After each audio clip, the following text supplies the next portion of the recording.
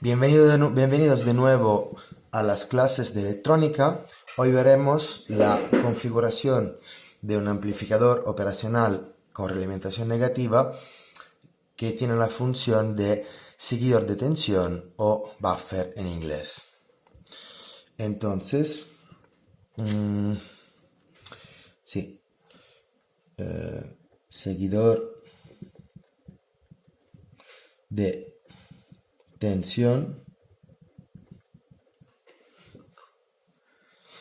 o buffer en inglés.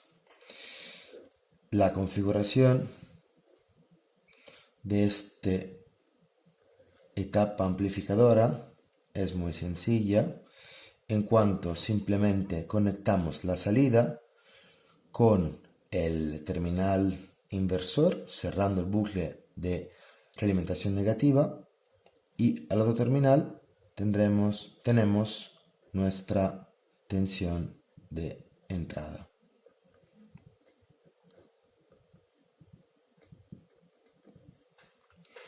Entonces, por el corto virtual,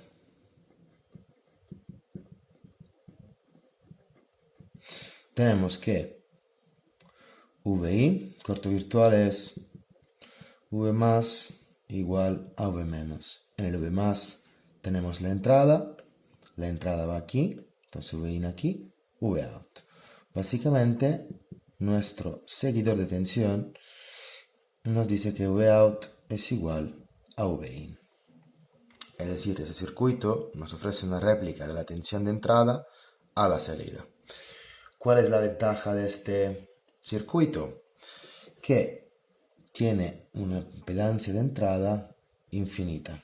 Aquí tenemos una impedancia de entrada infinita, por lo cual podemos utilizarlo para acoplo de impedancia entre una etapa y la siguiente.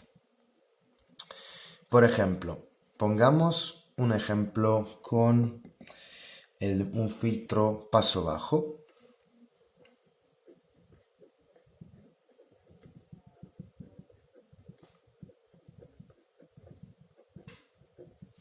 Un filtro paso bajo, hemos calculado su función de transferencia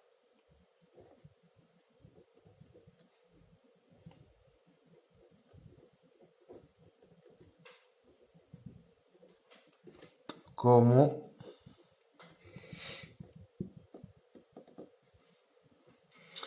igual a 1 partido por 1 más J omega RC.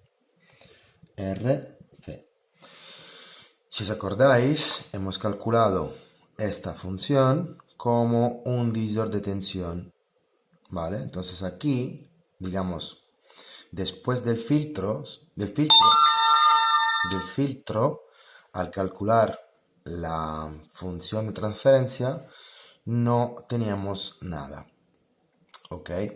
Imaginemos ahora que en la etapa siguiente al filtro queremos amplificar y utilizar, por la razón que sea, un amplificador inversor. Entonces, por ejemplo, tendríamos un filtro paso bajo, vale, y aquí pondríamos de primera, lo que haríamos sería juntar aquí una etapa de amplificador inversor. Tenemos la realimentación negativa en el terminal negativo.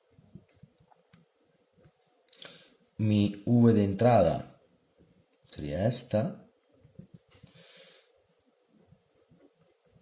¿Vale? Y la V final aquí. Entonces, tendríamos dos etapas, una y dos, y calculamos para esta etapa una función de transferencia de este tipo. Y para esta etapa una función de transferencia que es esta. Por lo cual el total sería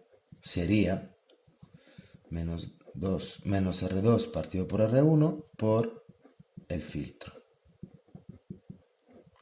Pero esto es incorrecto. ¿Por qué? Si vemos un momento el circuito, ya el filtro tiene desde el condensador para allá otras resistencias. Y en este caso sería la R1, aquí impedancia infinita, por lo cual como si fuera desconectado, R2, aquí no tenemos nada, y aquí la R-out del amplificador operacional. Si os acordáis, aquí teníamos esto y una fuente de tensión dependiente. Entonces, este circuito, digamos el filtro, no sería un filtro, una R y una C y nada más, pero habría aquí también que considerar una R equivalente.